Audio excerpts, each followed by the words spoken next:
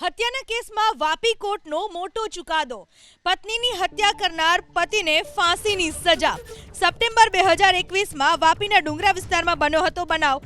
ચારિત્ર્ય પર શંકા રાખી પતિએ પત્નીની કરી હતી હત્યા. પતિએ ગળું કાપી પત્નીની હત્યા કરી હતી. કોર્ટે લક્ષ્મીકાંત વિશ્વકર્માને ફટકારી ફાંસીની સજા. હત્યા કેસમાં વાપી કોર્ટે મોટો ચુકાદો આપ્યો.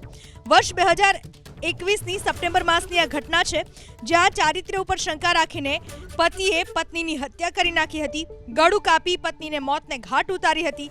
આ કેસમાં વાપી કોર્ટે મોટો ચુકાદો આપ્યો. પતિને ફાંસીની સજા ફટકારવામાં આવી.